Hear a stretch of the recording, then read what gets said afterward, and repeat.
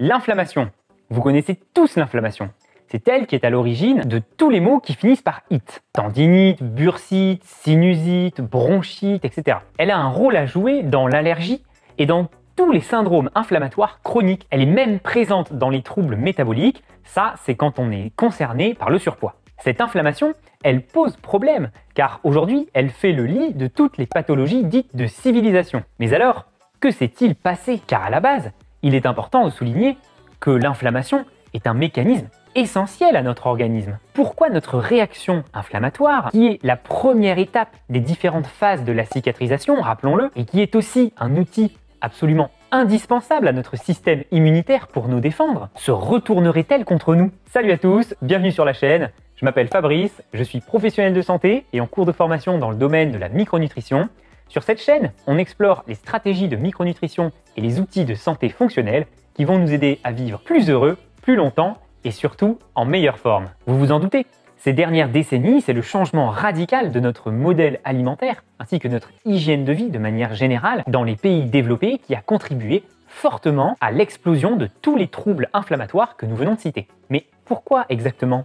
Quel est l'élément clé dans la gestion de l'inflammation dans notre organisme et comment notre alimentation moderne a-t-elle pu à ce point dérégler notre système? Y a-t-il un aliment en particulier qui puisse être pointé du doigt comme étant le vrai coupable? Alors aujourd'hui, on va se pencher sur cette question et vous allez pouvoir bien entendu en tirer des conseils concrets pour pouvoir mettre en place de vraies bonnes habitudes issues des bases scientifiques que l'on connaît sur l'alimentation santé pour réduire votre inflammation et les risques associés dès aujourd'hui. On verra donc quelle est la catégorie d'aliments qui est la plus anti-inflammatoire si on veut grossir le trait. Alors premièrement, on va parler de l'origine de l'inflammation. C'est ce qu'on appelle le foyer inflammatoire. Ensuite, on va découvrir comment s'organise la réponse inflammatoire au niveau cellulaire. Comprendre le mécanisme de l'inflammation à ce niveau-là va nous permettre d'identifier quelle est la véritable catégorie d'aliments que l'on peut qualifier d'anti-inflammatoires. Ce sont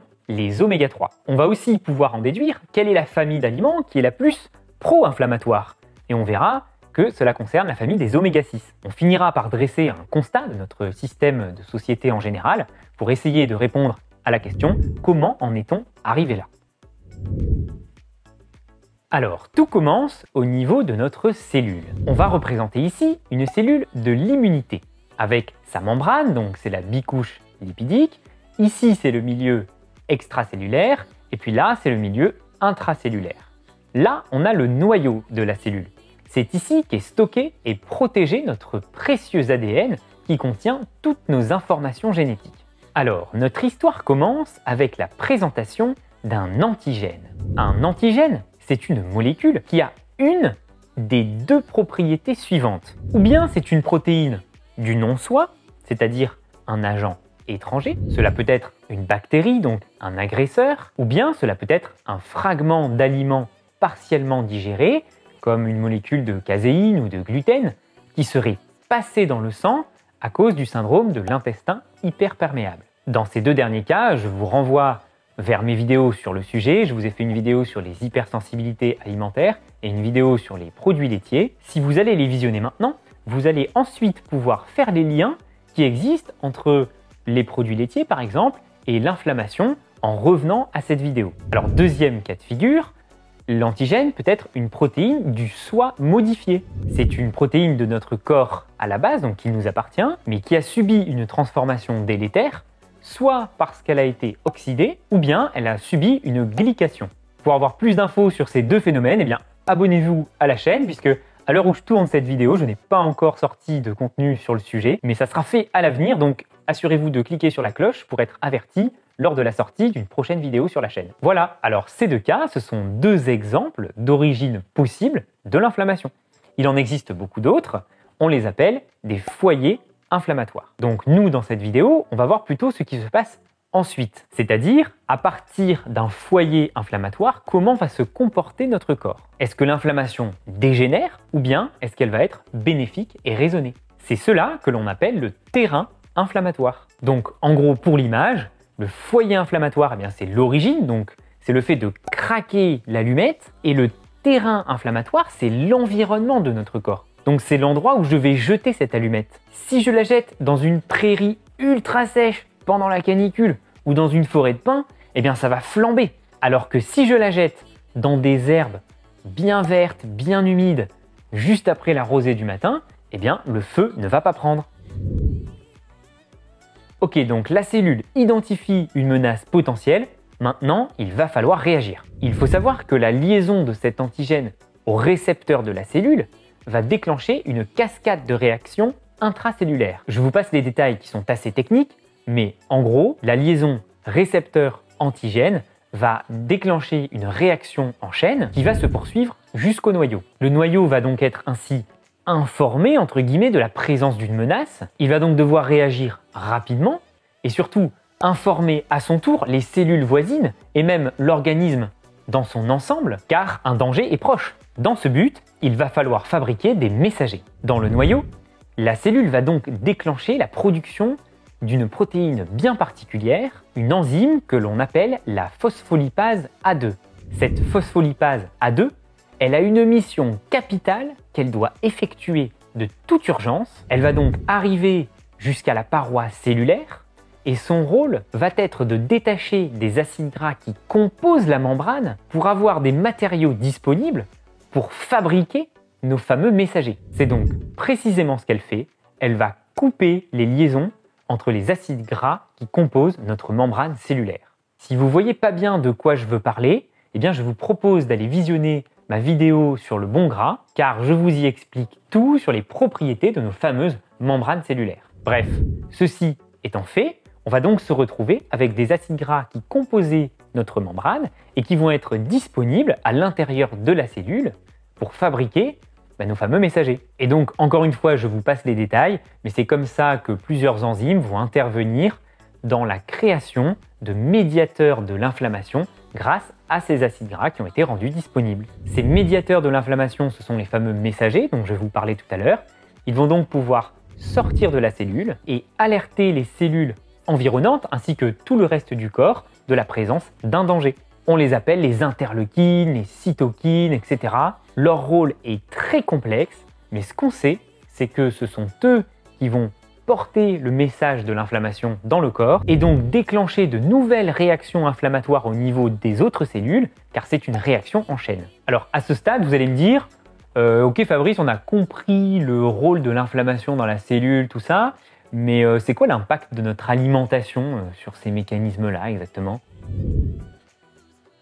Alors, si vous avez regardé ma vidéo sur le bon gras, eh bien, vous savez que en fonction des lipides que vous consommez, eh bien, vous allez avoir une constitution de vos membranes cellulaires qui vont être de nature différente. Jusque-là, moi, dans mon autre vidéo, je vous avais dit qu'il fallait consommer des acides gras les plus insaturés possibles pour avoir les membranes cellulaires les plus souples possibles. Et c'est toujours vrai à un petit détail près. En fait, si vous consommez des oméga 3, que je vous conseille dans l'autre vidéo, vous allez non seulement avoir des membranes cellulaires très insaturées, donc très fluides, ce qui est très bon pour le fonctionnement cellulaire, mais en plus, le jour où vous allez avoir une réaction inflammatoire au niveau de votre cellule, il en résultera que la phospholipase A2 va décrocher surtout des oméga 3 de vos membranes cellulaires, puisque si vous en consommez beaucoup dans votre alimentation, eh bien ils seront très bien représentés dans vos membranes.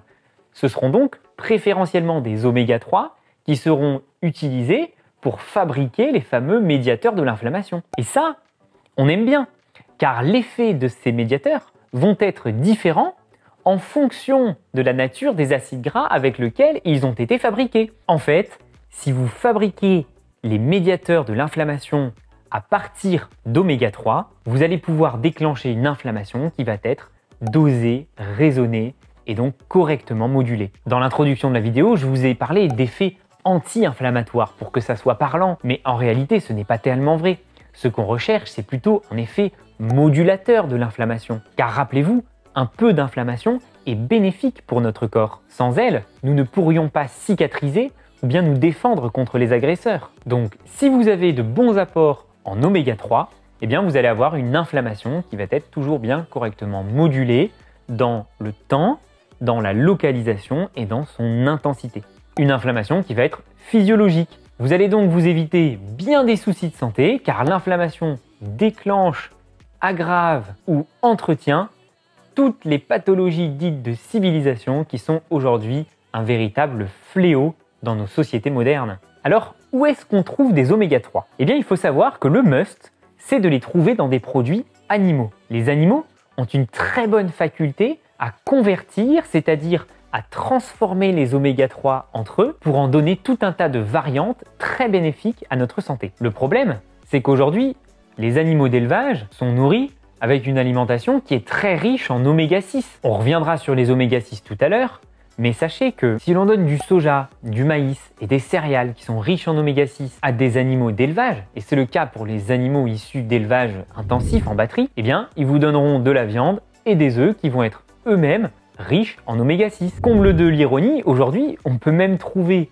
du poisson d'élevage qui a été nourri avec des céréales.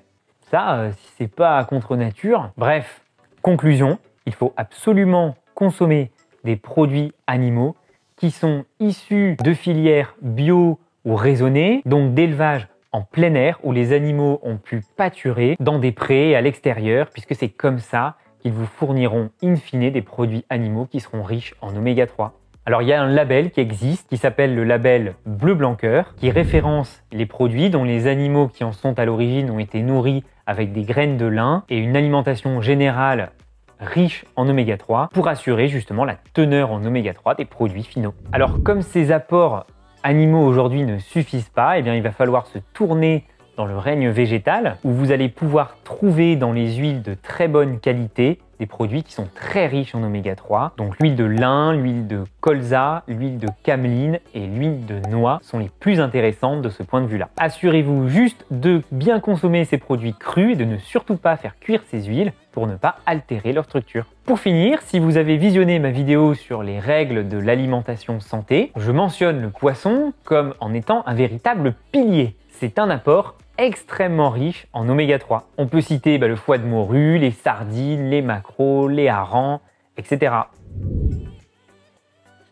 Alors vous l'aurez peut-être déjà déduit de ce que je viens de vous dire, mais les apports à limiter, ça va être donc ces fameux oméga 6. Si votre membrane cellulaire en est remplie, eh bien, ce sont des oméga 6 qui seront utilisés par la phospholipase A2, puis notre cellule pour fabriquer ces médiateurs de l'inflammation. Et les oméga 6, il faut savoir que ça donne une famille de médiateurs qui sont très pro-inflammatoires. Pour ces raisons, eh bien, comme je vous disais, on va éviter toutes les viandes et les produits animaux qui sont issus d'élevage intensif en batterie où les animaux vont être nourris à la farine de soja, de maïs, etc. On va absolument éviter les poissons d'élevage nourris aux céréales et on va bannir de notre alimentation les huiles qui vont être extrêmement riches en oméga 6 comme l'huile de tournesol qui est le véritable champion. Alors je vous dirai rarement d'éliminer complètement un aliment de votre consommation et c'est vrai que là je suis vraiment en train de diaboliser beaucoup les oméga 6. En fait, ce qui est important, c'est d'avoir surtout un bon rapport entre les deux, c'est-à-dire le rapport oméga 6 sur oméga 3. Ce rapport devrait être de 3 ou 4 oméga 6 pour 1 oméga 3. C'est comme ça que notre réponse inflammatoire va être physiologique. Et c'est autour de ce rapport que nos ancêtres, les premiers hommes, ont développé leur patrimoine enzymatique et biologique. Pour réussir à équilibrer vos apports au quotidien, eh bien, je vous ai préparé un tableau qui récapitule un petit peu toutes les sources alimentaires d'oméga 3 et d'oméga 6, parce que ça prendrait beaucoup de place de tout vous afficher à l'écran, puis ça serait un peu rébarbatif comme liste. Donc je vous propose de télécharger ce document, comme ça vous pourrez l'imprimer et puis le coller directement sur votre frigo. Je vous mets le lien dans la description, je vous ai bien sûr préparé ça gratuitement.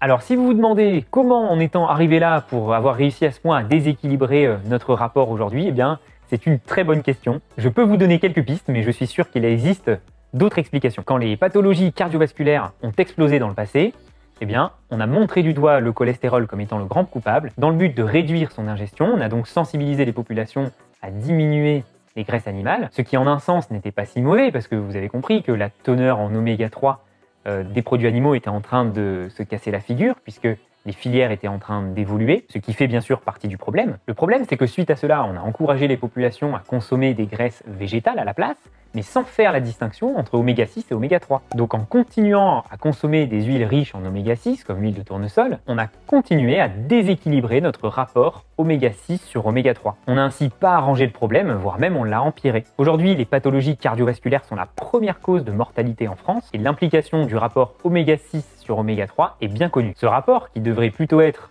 aux alentours de 3 ou 4 pour 1, comme je vous disais, est aujourd'hui, pour un individu moyen de nos pays occidentaux, aux alentours de 20 pour 1. Ce n'est donc pas pour rien que l'un des principaux facteurs protecteurs cardiovasculaires est l'acide alpha-linolénique, un oméga 3 que l'on trouve dans l'huile de lin. Alors j'ai des personnes qui m'ont dit dans les commentaires de ma vidéo sur le bon gras, oui mais Fabrice, je vois pas pourquoi il faudrait consommer des huiles végétales puisque nos ancêtres les premiers hommes, eux, n'en consommaient pas. Eh bien, vous avez votre réponse, la teneur de la viande ayant changé et les oméga 3 qu'on y trouvait avant n'y étant plus aussi présents dû à nos modes de production, il faut absolument aujourd'hui consommer des huiles végétales riches en oméga 3 pour pouvoir compenser ce manque. On ne peut malheureusement pas compter non plus exclusivement sur le poisson et les produits de la mer, car bien que très riches en oméga 3, on en déconseille une consommation au-delà de 2 fois par semaine pour limiter notre ingestion de métaux lourds dont les mers sont aujourd'hui polluées. Donc, consommez-en quand même 2 fois par semaine, c'est très important, mais il vous faudra également des huiles végétales de qualité pour optimiser vos apports en oméga 3. Voilà, j'espère que cette vidéo vous aura plu.